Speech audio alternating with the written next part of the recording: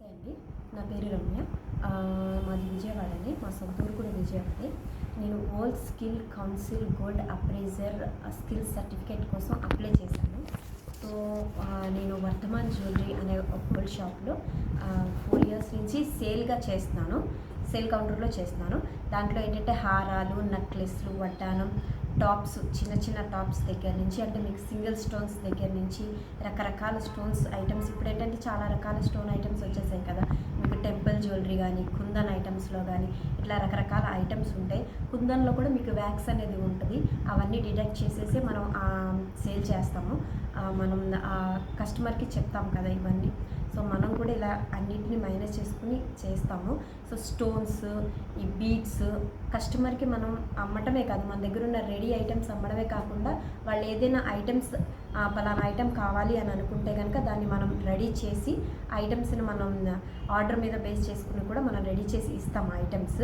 So ఏంటంటే ఈ items కొన్ని చాలా రకాలు వచ్చేసాయి కదా. ఇప్పుడు టెంపుల్ జ్యువెలరీ ఇవి చాలా రకాలు వచ్చాయి.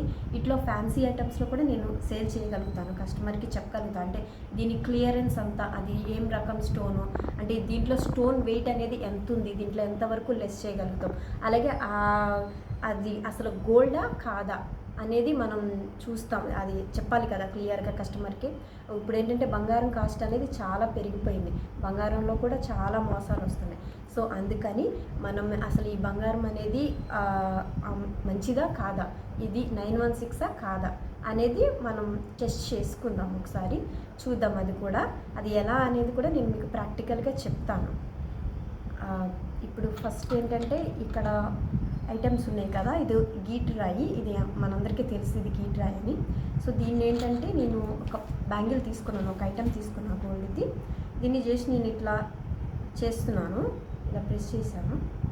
చేసినాక రబ్ చేశాను కదా. రబ్ చేసిన తర్వాత దీంట్లో యాసిడ్ అనేది ఉంటుంది కదా, దీంట్లో వేసాను. ఫ్రెష్ చేస్తా.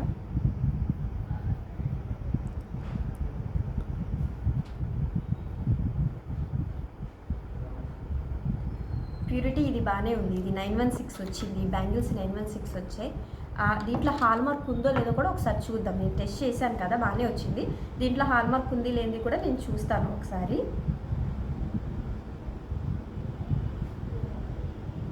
ఉంది 916 హాల్మార్క్ అనేది ఉంది దీని మీద.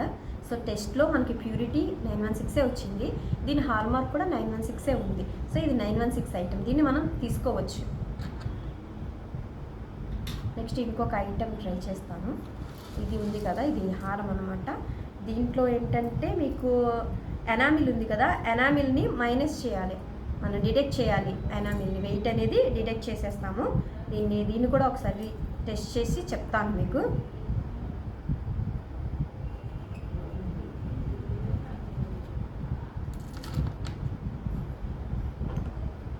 యాసిడ్ వేసాను.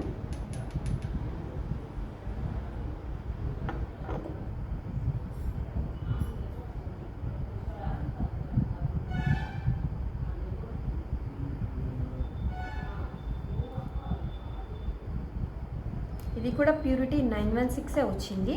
హాల్మార్క్ కూడా ఇంకొకసారి చెక్ చేస్తాను.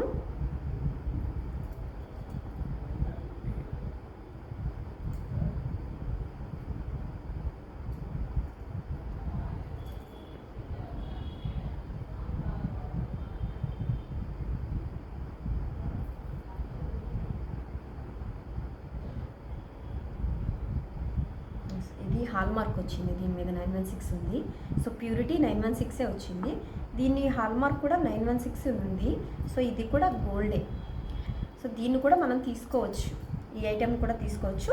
దీంట్లో ఉన్న ఎనామిల్ మాత్రం మనం డిడక్ట్ చేయొచ్చు.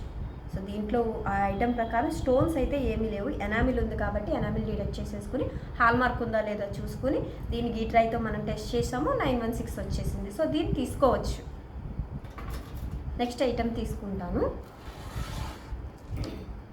ఇది కూడా ఇంకొక హారం. దీంట్లో కూడా ఎనామిల్ ఉంది.